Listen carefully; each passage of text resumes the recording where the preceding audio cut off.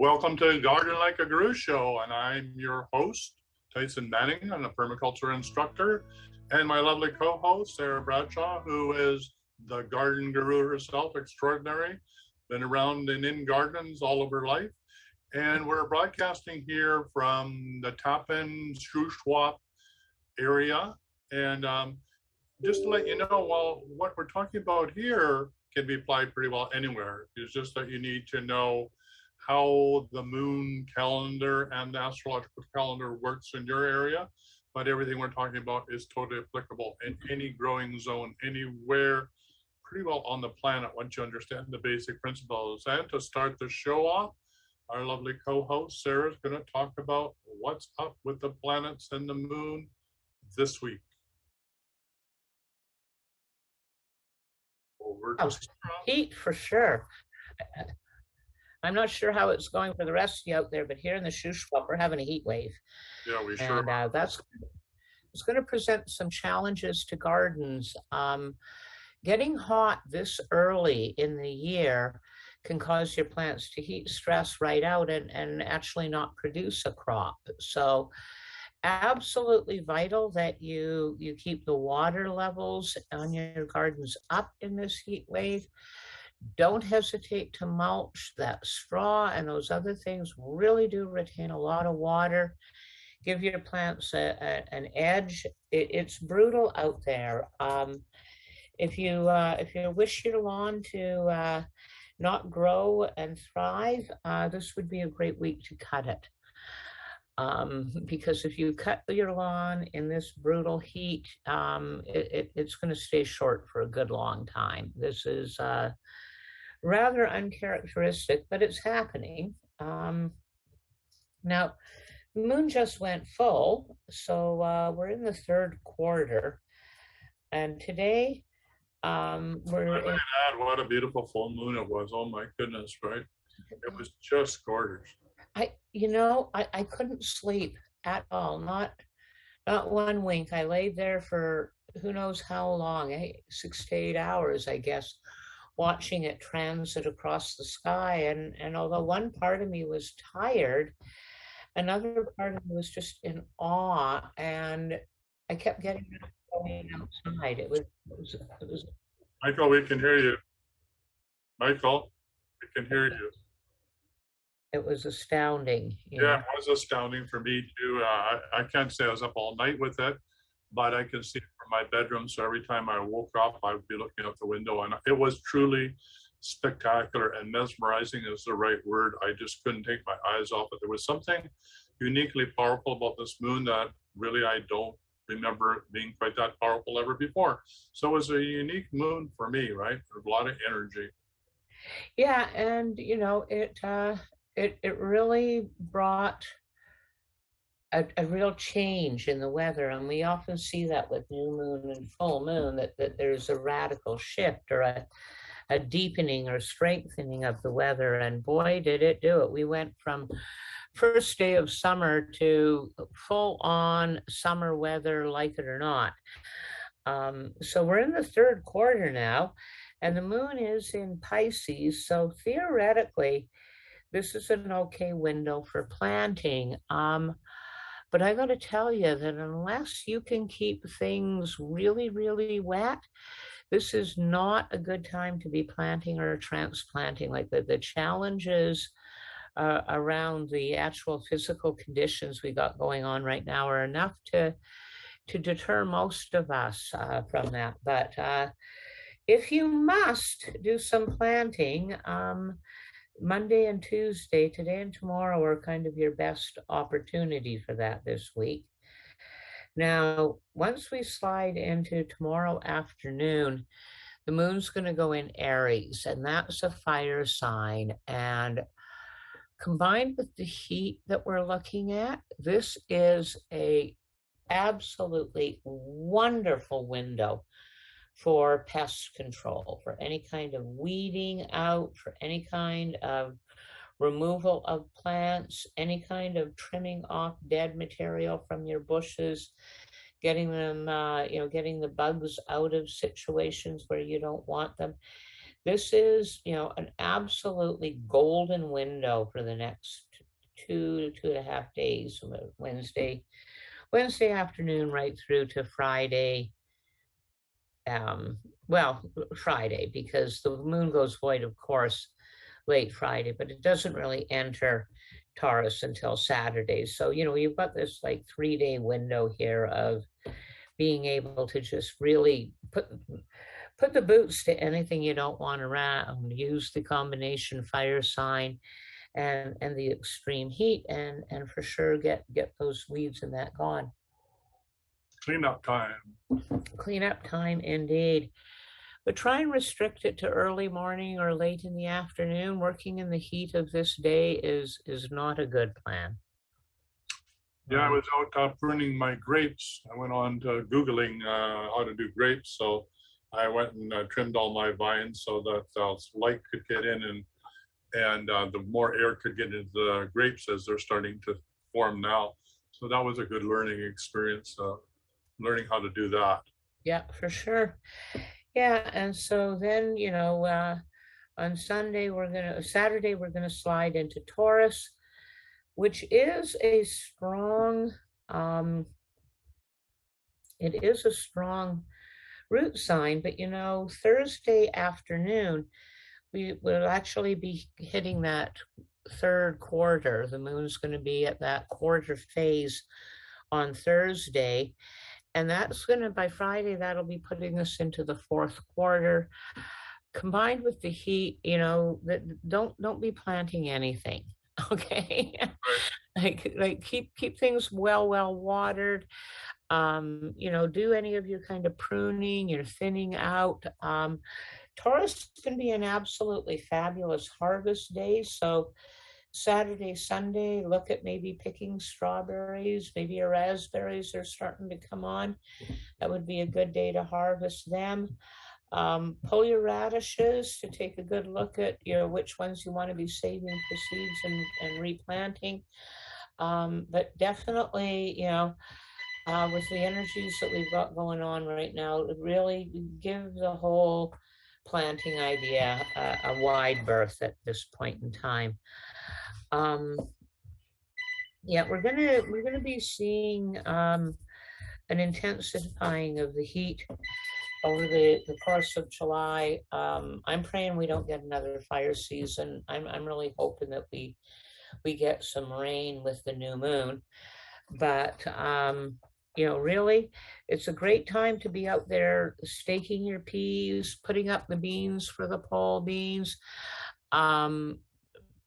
catching, pulling and burning any of the weeds that you're not interested in having hang around. Good energies for working with water and getting things happening in that regard. Good kind of construction, creative energy at this point in time too, especially once we hit Thursday and we're into that third quarter. And by the way, Thursday is the first of July, and in view of all of the things that have been coming up and have been revealed, I'm really encouraging people this Canada Day to forego the red and wear an orange shirt. All right. Yeah, so time to beat the heat. We're moving into summer. Can you see what that is? Yeah, it looks yummy. Yeah, that's ice cold water with frozen strawberries floating in it. And today we're going to talk, this entire show, we're going to talk about various ways to make yourself nice summer drinks and beat the heat by rehydrating in a way that can actually give you some real definite edges in the health and wellness world. So, tell me, Tyson, are you an iced tea fan? Well, I'm not really an iced tea fan in the normal sense, but I have had experience of the herbal teas that you're talking about in the interior when I was visiting, and I've been threatening to make them ever since. there was mint and all sorts of amazing things in that tea. And I thought, gee, you know, I got to do that for myself. Why am I going through the summers without having these amazing teas? So I would say that I'm about to become a convert of that. Yes, well, I'm really pleased to hear that, because you know, when we were at the we're at what I'm more and more referring to as the demonstration or the teaching garden. And you know, really, I just want to say at this point in time that what's coming on in the teaching garden right now is fabulous. And this last week, we filmed a wonderful session on the various herbs and the teas, and we're going to have to revisit it because we did not cover everything by a long hauler.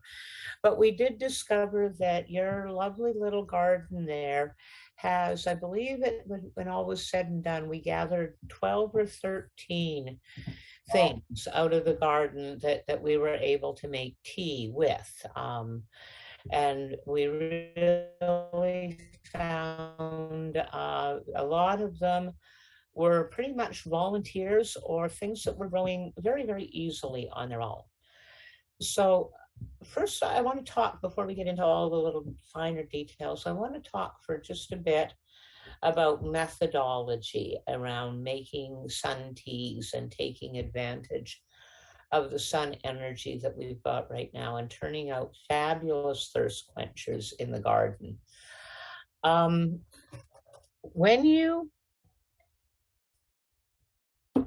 When you blast tea leaves with boiling water, and what you do is you release that caffeine. The caffeine dissolves into the boiling water almost instantly because of the temperature of the water.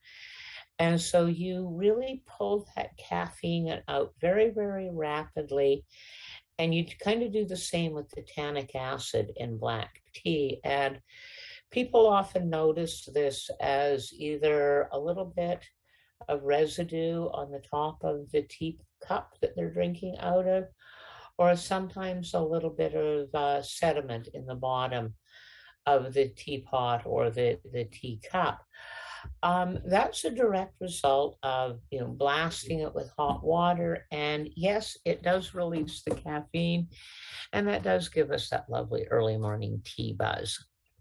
But when you're making sun tea, when you're using the sun's energy to steep the tea, no such blast of 212 degrees Fahrenheit or 100 Celsius on your tea leaves happens. It's a much gentler process. So I like to use a gallon jar, but a 2-quart jar is nice too. And even a 1-quart jar will do. It just seems to make a ridiculously little amount of tea. But with your glass jar, fill it right up with cold water, and do start with cold. And for a gallon jar, I would put in 4 regular tea bags if I were using bagged tea from a store. If I was using a loose leaf tea, I would put in a rounded tablespoon of loose leaf black tea into the cold water.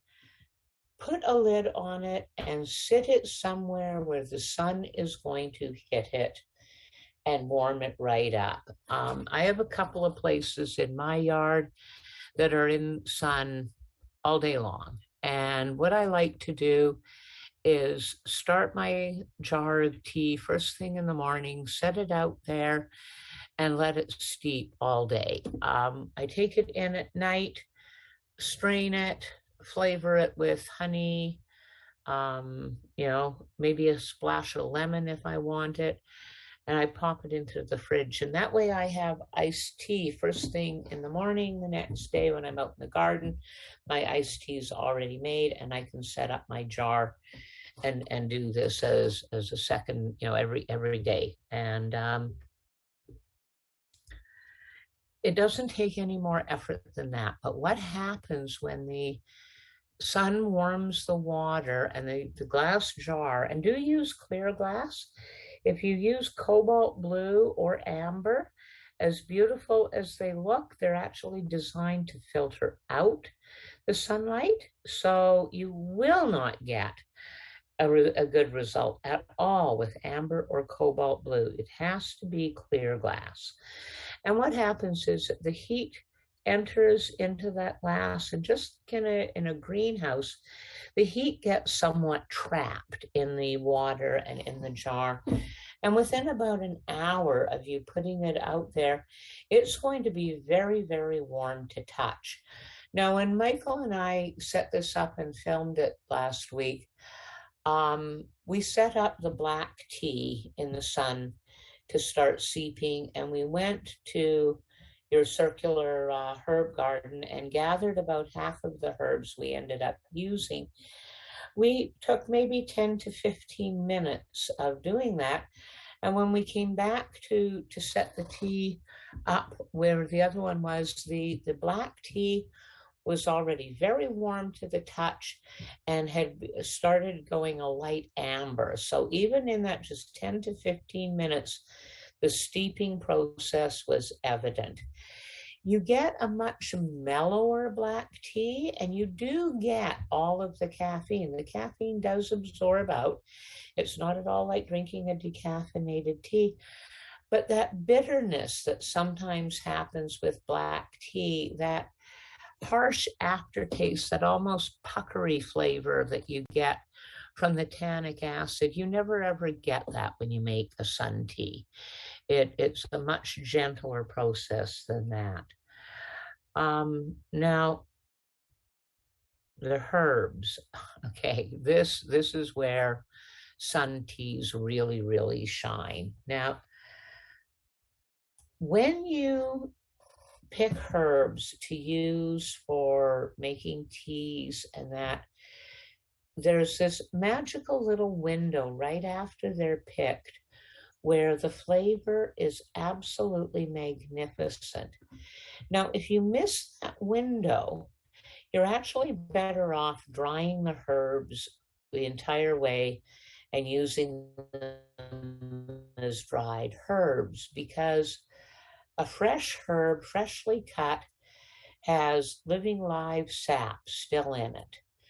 A couple of hours later, that sap has started to deteriorate, and you can get nasty tastes and even sometimes problems with bacteria with very, very fleshy herb.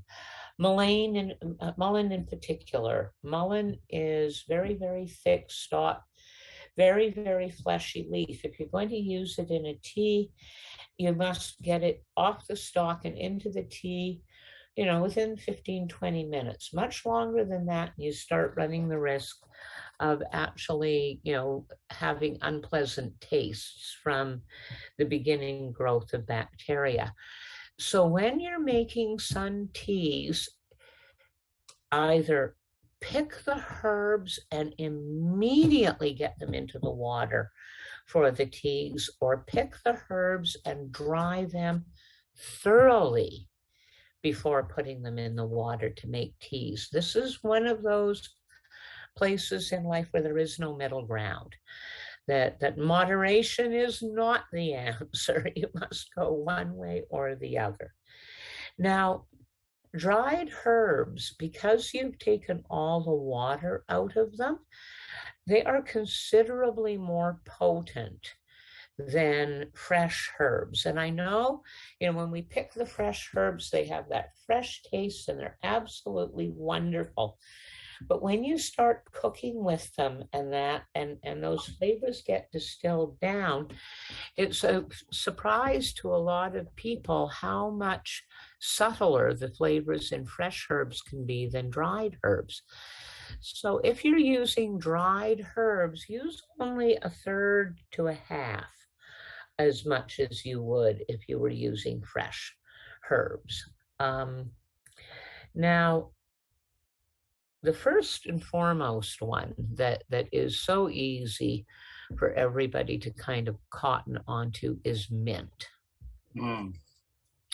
Yeah, you have a couple of varieties of mint in a circular herb garden out the front of your house there. You have a spearmint and you have a peppermint. Now, the peppermint has narrower, glossier leaves, and a darker stem, a dark green stem, and very smooth leaves. The spearmint is kind of the same color green that I'm seeing in the backdrop that you've got going right there. And they are very fuzzy leaved. They're much like in the fuzziness of the leaves, and that's spearmint. Now, down at the very bottom of your garden, near where the compost pile used to be, is where we planted the chocolate mint. And the chocolate mint is almost brown on the stems. And much like the peppermint, it has a dark green, very glossy leaf. The underside of the leaf is almost a purplish brown color. And I know it sounds crazy, but there is just a hint of chocolate peppermint patty to that mint when you taste it. It's almost not there. Now, if you want to be an absolute purist, I would recommend that you steep each one of these mints separately so that you can come to an understanding of the various tastes and differences in this. Peppermint is far and away the most potent of the mints when you're talking about medicinal value and that. So, you know, I would always put precedence on peppermint. Menthol mint, though, does have a very, very good effect at thinning out and helping the body deal with mucus. So, you know, it has its advantages too. One of the nicest things about peppermint, or spearmint rather, is it's often gentle enough to give to babies and children, you know, who might find the peppermint a little overpowering. They often find that the spearmint is just a little more on the menthol side and hence a little easier on the system. But for each cup of water that you have, you want about 4 to 6 inches of fresh mint stem with the leaves on it. So if you cut, you know, 3 or 4 little tops or sides off of one of your peppermint plants, you have ample there for making tea. And, you know, so you put the water again in cold, and then you add your herbs. And again, you sit them out in the sun to warm up and to be turned into tea. Now, we found in your garden lavender, which the blossoms were wonderful to the tea. So of the planted things that we found peppermint, spearmint, chocolate mint, catnip,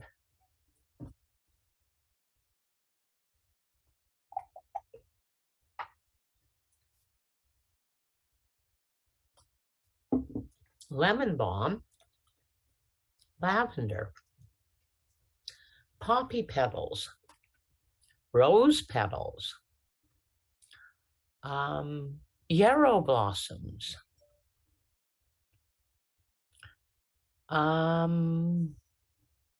Johnny jump ups,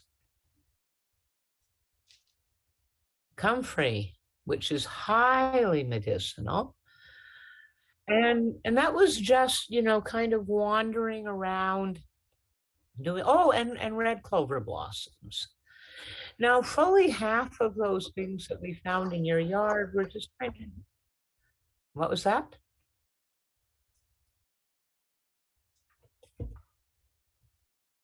Oh, right, raspberry leaves and blackberry leaves and strawberry leaves.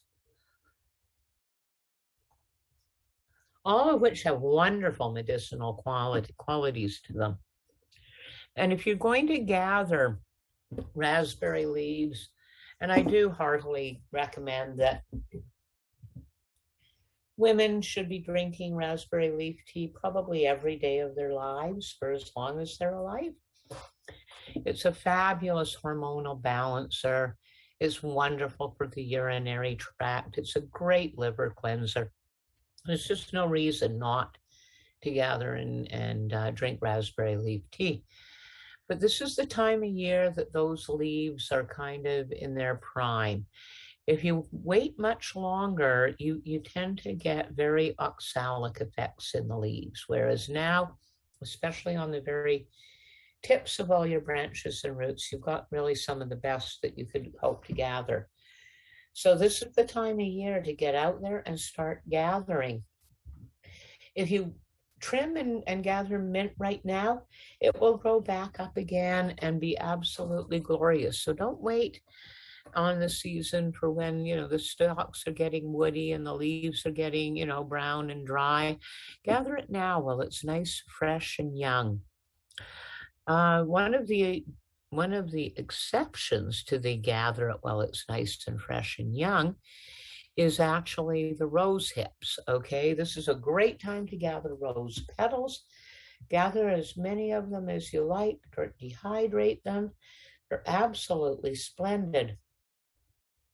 But in order for you to more thoroughly benefit from the rose hips and for you to be able to get all of the value you need out of the rose hips, you actually have to wait well into the fall when they're not only nice and full, but they've also been hit by frost.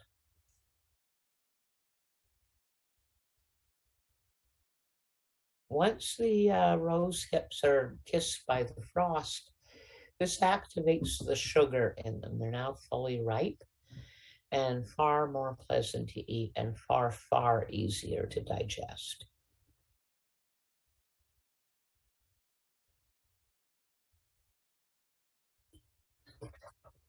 Are you suggesting that while we make sun teas, that this would be a good time to pick some of the mints and some of the herbs to dry as well? Or absolutely. This is the time to do it.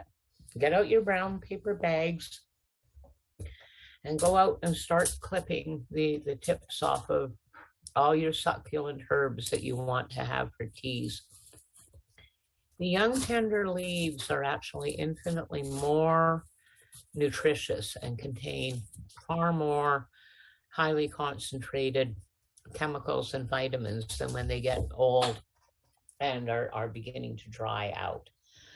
And the other thing about it is when you harvest this early in the year, the plant has plenty of time to recover and come back and grow and thrive. So what you've done is much more a pruning of the plant than it is cutting it down, which tends to be what happens when you harvest when you start getting into August and September. To harvest those leafy things, they're now very, very tough stalks, very, very tiny, drying out leaves. And, when you harvest it, it tends to leave not much of anything behind.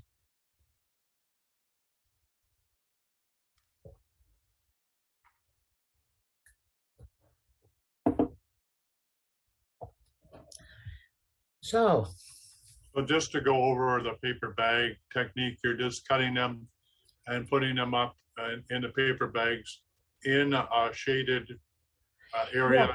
When you're picking herbs and seeds too, for that matter, light and moisture are things that you really, really want to avoid. And so when I see somebody go out and pick a handful of mint and wrap string around it and hang it in the rafters of their porch or their greenhouse, part of me cringes. You got cobwebs, you got dust, you got sunlight, you got air. None of this is going to do your herbs a lot of good. But if you put them in a brown paper bag, the brown paper bag, for starters, will indeed suck some of the moisture right out of them. You can easily shake that bag up and keep the herbs moving and loose in there so that they don't start to mold and that they dry more evenly and more readily. They're unbelievably easy to hang up, string a wire or a string along a wall or under the eaves, and you can just simply clothespin all the brown paper bags to them. it's so easy to just write on the outside of the bag what it is, and you can see at it in a glance. The other thing too is that as a lot of these herbs dry, they begin to shed their seeds. And if you've got them just hanging up, well, the seeds are going to, you'll actually save the seeds. And I see, Tyson, that our internet is going unstable again. Yes. And I just want to remind people that this crazy weather is causing all sorts of internet glitches, but Michael, our magnificent and wonderful technician guy, is going to make sure that the cleaned up, fully on version of the show will be available both on the Wellness Academy and on Wise Woman Seeds page. So if we're breaking up on you and you're missing bits and pieces, it's not you, it's the connection, it's the internet. And we will do everything we can in our power to ensure you don't miss any of the information. An hour from now, if you go into the Wellness Academy YouTube channel, the latest updated non-glitchy version will be available for you. So when we hang in the paper bags on a clothesline, is it inside or outside? Does it make a difference? Like, it's just airflow is important, right? Airflow is very important. Pardon me while I pour myself a cup of tea. I need a drink. Airflow is very, very important. And so I tend to find someplace semi-covered. A porch works really, really well. You know, an outside building works really quite well. I find for the most part, I want them in the shade, even inside the paper bag. Yeah. And drying them a little more slowly, a lot of times is a very good thing. Now, there are a few exceptions, and I should maybe go over them for people a bit. Parsley will turn into a terrible looking yellow, not quite green mess if you air dry it in a paper bag or even in a dehydrator, you know, just laying it out on the screen. Parsley, to retain its color, has to be done in a dehydrator at a slightly higher temperature. Now, if you don't have a food dryer, my favorite way of doing herbs, which will dry them very, very quickly, not discolor them and not destroy them, is to use an oven. But what I do is I put the oven to 200 degrees. Then I turn it off. And I place the herbs in that warm oven, and that at 200 degrees, cooling off over a period of a couple of hours is enough to dry them very quickly and retain the color. But it's even easier and doesn't heat your kitchen up if you have a food dehydrator with a herb setting, which is usually the lowest of your settings in a herb dryer. Red clover blossoms really have to be dehydrated in a dryer by the oven method, or they go brown. And then they don't look like red clover blossoms. They look kind of like brown rabbit paws. They just don't look good. Rose petals are another one that really benefit from rapid drying. And if you want to do actual little rose buds, you really need to get yourself a box of silica sand or silica gel that you can put the rose buds in and cover them with the sand and move them around within that sand or gel over a period of 3 to 5 days. And the silica will suck all the moisture out, and you will have those lovely, perfect little rose petals rose buds that you see in potpourri collections and that. So some things are actually a little bit of work to get the best possible result from drying, but this is the season to be gathering your herbs for drying. Great. Yeah, and you know, this is also true if you want the best of your oregano and your marjoram. My sage has almost finished blooming. You know, we're not even into July yet, and the sage has finished blooming. You know, so I actually started gathering sage back in like April when it first started coming out of the ground. I did a couple of good gathers in May. Here in the central interior of BC, we get hot quick enough and early enough in the year that our herbs can literally like bake and brown right out in the field. Mm. One of the more beautiful things about living up in northern Alberta was the incredible length of time that the herb seasons and flower seasons experienced, because long cool days really allowed us to grow, you know, cilantro and cardamom and coriander and things that here bolt and go to seed, but not in a good, healthy, viable way. You know, they just are setting seed prematurely before the plant is actually matured. So because of that, because of the heat factor and the intensity of the summer here, I really encourage people to go out and gather now. So I have a friend who set up a room with 3 dehydrators and then put all of her herbs on screens, and that's the way she did it. Like she had a whole room dedicated to drying herbs with dehydrators. And that is wonderful. You would have everything contained. You wouldn't be getting dust and bugs, and you'd be keeping the door closed. The herbs in the dehydrator would be drying with no light on them. They'd be at a controlled temperature. Would that we should all be so lucky. You know, that is a dream come true. Old houses that, you know, old farmhouses that were designed for living in an era where everything was grown and harvested, and that behind the main fireplace or around the back side of the chimney, in a lot of them, they had a separate room that was called the still room. Now, in many cases, the still really was a still for distilling alcohol, not only for drinking, but alcohol was used a lot for extracting the herbs and getting them down to absolute concentrate so that they could be kept much longer. But the still room was a quiet, out of the way place that had, you know, it was never too cold, it was never overly heated.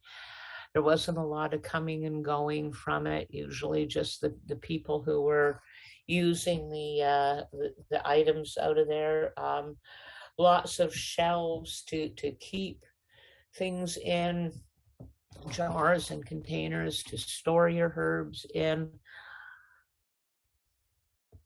Really, to me, it sounds like heaven to have a drying room or a still room.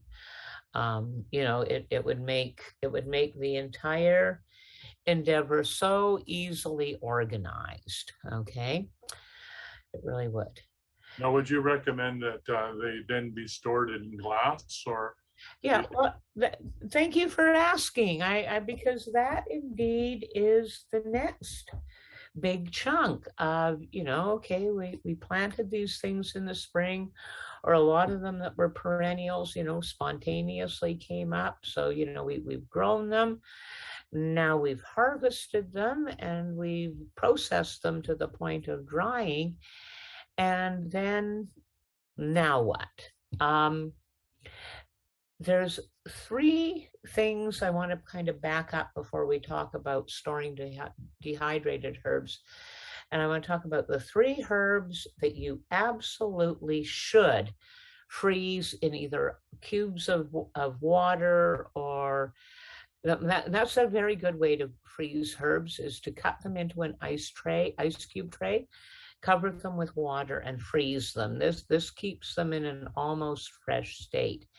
And the 3 that I like to do this with is dill, so that you can add it to those fabulous winter soups that take all those potatoes. And you can use dehydrated dill, but it just does not measure up to the taste of fresh dill. And the frozen dill is the closest thing that I can come to it. The other one is basil, so that you can have those fabulous tasting pestos that you might want in the winter as well as in the summertime. And the third one that I'm going to recommend you freeze if you're having trouble keeping it in a good condition in a root cellar, and that's garlic. When you freeze a clove of garlic, when you take it out and run it under the tap, the skin just literally pops off. And the garlic, and when it's frozen, looks sort of translucent, and it's amazingly easy to chop while it's frozen. And in most recipes, I really can't tell the difference. So those are 3 herbs that I strongly recommend you preserve some, at least, in freezing. But now you've got your herbs, they're nice and dry, they're a good color. Jars are wonderful. A jar with a couple of those silica packs that you get out of your vitamin or other pill bottles will doubly ensure that your herbs stay super, super dry and you don't get any molding out of them.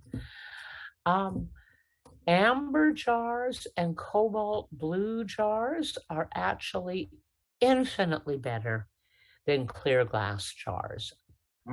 Now, I do understand the beautiful aesthetics of, hanging the herbs up. It looks so country and lovely. And I really, really understand opening a cupboard and looking at all these glass jars that have colorful cornflower blossoms that are every shade of blue and purple under the rainbow, and those gorgeous, gorgeous deep red rose petals, and that lovely lavender blossom, and those dried hollyhock blooms. Like, I get how beautiful they look in those glass jars.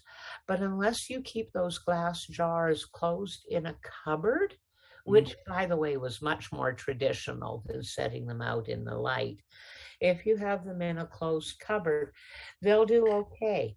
But if your shelving is open to the light, you are going to find that, the blossoms, that the color deteriorates, and so does the flavor.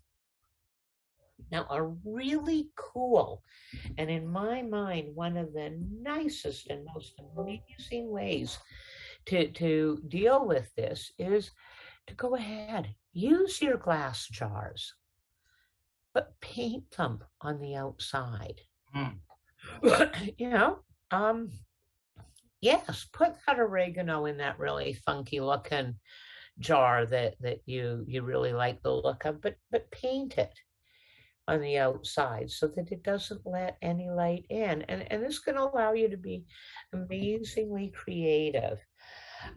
Me being far less creative than the average visual artist, what I do with my glass jars, if I'm forced to have them out in the air, is I either leave the label on them so that the light can't get in that way, or I wrap them in actual paper and keep the light out of them that way. But glass jars are absolutely wonderful. Don't overlook tins, okay? Tins can be really delightful. They can look really, really good up on a shelf. They do a wonderful job of keeping your herbs fresh. Most of them are fairly easy to handle and deal with. They're mouse-proof. And although you might not have a problem in your actual house, if you're doing any kind of outdoor cooking in the summertime, it's really a good idea to have everything you possibly can keep in vermin-proof containers, because they will go through a surprising amount of what you think is mouse proof. I one time sacrificed 20 pounds of basmati white rice because I put it in a 3-gallon plastic ice cream pail with a thick lid on top, only to find that the mice had chewed through the thick lid. And of course, once they're in the pail, the whole pail is contaminated. So I tend to keep my teas and things, even that I'm going to be using in kind of an outdoor kitchen area, I tend to keep them in as mouse-proof containers as I can find. What about a root cellar? Is that a good idea? A root cellar is a great idea, but for your dried herbs and that, they're still going to need to be in a container. Right. Now, one thing that works really, really well, if you have very little space, multiple herbs, but not a huge amount of any one of them, and that is to put them in paper packets, in paper envelopes or paper packets of some sort, and put all of them in 1 or 2 glass or tin containers. Great idea. I like that idea. That's really smart. Or in a tin. Yeah, in a tin, yeah. And if you do that, do give a little bit of attention to kind of sorting them. So you would want to perhaps put your marjoram, your oregano, your thyme, your some of your basils, maybe a bit of your savory. Those ones would all do very, very well in individual envelopes in one tin. But you might want to use another tin to keep your tea herbs like your lemon balm, your peppermint, your catnip, your lavender blossoms, because there will be a little bit of flavor transfer, which you won't notice if your herbs are similar. Like if there's a little bit of mint in with your lemon balm, it's not going to overwhelm it. But if you have basil in with your chamomile, you will taste it. Right. And so, they kind of categorize them, but it cuts down on shelf space. It makes, keeping them rather easy. And the other thing too is that it brings me to is the problem of over harvesting, and I'm going to just call it hoarding because that's what it is. I learned with the herb business that it can be very, very easy to hoard literally an entire house full of old herbs. They're bulky, they're lightweight, they're not difficult, and before you know it, they can take over. And my herb partner and I up north took to making paper to use up the excessive herb material, because we would say gather 10 pounds of catnip and 10 pounds of peppermint, and maybe we'd sell 4 or 5 pounds in a year. Well, 5 pounds of peppermint takes up about 4 cubic feet. Wow. Yeah, unless, of course, you've got the machinery and that to compress it and, pack it all down and vacuum seal it into small things. And so what I've learned from that, now that I no longer have a herb business, and that is that only when you're at the end of a harvest year, when you're out there harvesting oregano this year, throw away last oregano. Okay? Put it in the compost. Make compost tea with it. Make paper with it. But don't let it hang around. And if you're a 1 or 2 people household, like I'm a 2-person household now in terms of cooking and eating, so I don't need a jar this size of oregano to get through the winter.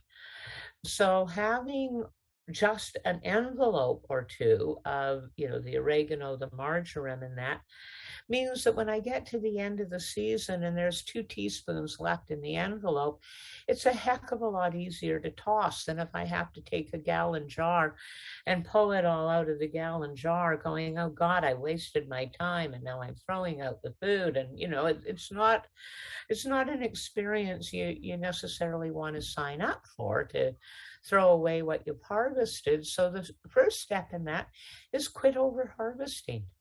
Yeah, I like that. Yeah, yeah, that makes perfect sense. And I Just think quite easy to get into over harvesting. You think more is better, but it's not necessarily. And I know we're getting well into the show, and I don't know if we actually spent time. And I love what we're talking about, but I am also aware that we didn't talk about how long we steep the teas in the sun, right? Oh, okay, for a full day. Oh, for a full day, okay. For a full day. So set them out in the day as early as you can. Take them in around supper time or sundown, okay? Right. Strain out the vegetative material. And, some people like to sweeten them a little bit to taste. Cane sugar is good. If they're still nice and warm from the sun, a liquid honey will dissolve nicely in them. Cream honey, not so much. It kind of needs the heat to get going.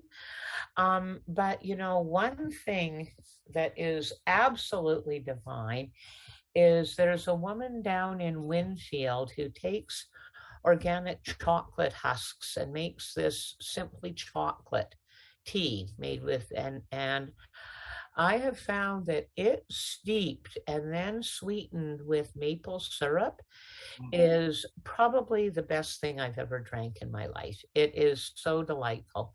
So when you're sweetening your tea, don't discount maple syrup, okay? It not only is it a delightful sweetener, it really brings a lot of minerals and vitamins and good stuff to the table, as does sorghum. Sorghum's also another nice liquid sweetener. Yeah, they got more density and more I don't know, texture and taste to them than ordinary sweeteners. So Yeah, and indeed, they're actually adding nutrition to your tea, which is a good thing. Mind you, if you're only after a sweet taste because you've got a sweet tooth, there's nothing wrong with stevia. As a matter of fact, if you grow stevia, you can throw it right in with your tea at the beginning and it will sweeten it quite nicely for you. But do get all of the vegetative material out of it. right. And you're only steeping it for one day? Did I get that? Yes, one day. And then get the vegetative material out of it. I had a young, very unwilling to listen volunteer at a farm back in about 2010.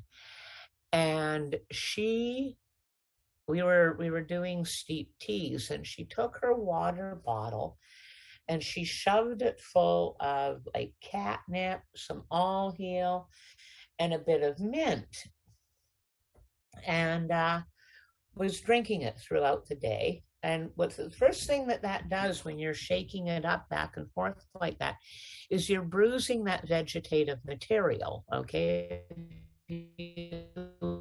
Put it in the water and let it stand. The water's drawing everything out, but you're not really doing any bruising or mashing of that plant. But she was, drinking out of this bottle and shaking it up and that. And day 3, it twigged on me that this was the same bottle with the same stuff in it. And I said to her, Meg, that's not a really good idea, and she was, oh, it is fine. I am fine. It is good. I am, and she's like shaking it up. And well, day 4, it hit her. And she was one very, very sick young woman. And she had given herself a really, really good case of food poisoning. Wow, it's because everything had gone moldy and all that inside of it. Yeah, and remember what I said at the beginning, that if you're going to start to dry the herbs, dry them all the way. Yes, yes, Yeah. yes. So she tried to do this betwixt and between, instead of steeping the fresh herbs and getting them the hell out of there, All right. left them in the water. So there's sap, there's all the fluids. Then she's shaking them up and bruising them. Unfortunately for Wendy and I, it was about a week after she left that we found out that she had also stuffed one of the bags for the solar dryer with herbs as well to give herself the experience of a herbal bath. But of course, a herbal dryer is nothing but a dark colored bladder that holds water. And the herbs had broken down in there, and we had this slimy algae, nasty mess that Wendy, bless her cotton socks, felt that it was worth cleaning up. I'd have thrown it out and got a new one. They're $20. It was like, are you kidding me? But, we're dealing with vegetative matter here. We're dealing with food. Right. And so, you want to pay attention to things. So yes, thank you for bringing us back to this point, because it's so important. You absolutely have to get the vegetative material out of there and cool that tea off and drink it. It's not going to be pleasant. And the other thing we need to put in, and I'm sorry that I keep forgetting this till right at the very end, but those of you who entered our contest, we need your mailing. Excuse me. We need your mailing address. We've decided that we're going to mail out the $50 worth of seeds to absolutely everybody who entered the contest. So please go back online, give us your mailing address, because I can't email you seeds, and they don't go too well on Messenger either. Well, there you are. Well, we're nearly at the top of the hour. So what do you have in mind? I know you're going to come out and you're going to do some more class teaching in the garden. What do you have in mind for that? 4 a.m. Well, yeah, other than thinking about 4 a.m., right? I'm thinking sunrise in the garden. That's right. Well, we can do agnohotry at sunrise, teach them how to do that. Yeah. Well, I understand you have cherries coming on. Yeah, they're ready to pick. They're absolutely, and they're worm free. We're worried about worms. Yeah. No worms. So then I think maybe we should plan some kind of cherry jubilee. We should, maybe cherries, right? Yeah, there are many things that we can do with cherries. Yeah, we got the process. So yes. Yeah, and what kind of juicer do you have? Oh, I have the big champion juicer, the huge yellow You one. do? Yes. Oh, can we be friends? Yes, we can. Can we be friends? Yes, I tried to give it away, but they get returned to me, and I love it. I know Lungold, and it's the top quality one, right? Top quality. Yeah, the champion juicer is worth its weight in gold. And it's heavy. Yeah, so we can take a good look at cherries. Can take a good look at weed control, temperature mitigation. Oh, that's really good. I had shade. Maybe to create bits of shade for your critters, because some of them might be needing it. All righty. Well, that's it, folks. We're at the top of the hour. I hope you enjoyed the show. Don't forget, you can come and learn more by joining that garden, the inner garden circle and the garden circle. One's at $33 a month, and it has many, many goodies. And of course, the high level one at $99 gives you consultation with the one and only garden guru herself. Well worth it, and so much material. The videos are really, really explanatory, right down to the nitty-gritty of how to do everything from getting your seeds started to transplanting to maintaining weed control. All that through this year-long course will be well worth keeping. You can year after year after year. Highly recommended it. I'm so fortunate it's happening in our demonstration garden, so I get to actually experience some of it live and some of it by video. So until next week, stay tuned, be healthy, wealthy, and wise, and don't forget, send us your address So if you send us pictures of your garden, you won $50 worth of seeds. We do need your address to send them to you. And yeah, come and join us in the course. It's going to be well worth it. So till next week, have fun in your garden and don't stay out of the heat. Wear a hat and lots of fluids because it's stinking hot out there. Yep. Okay. Bye for now. Till next week. Yep.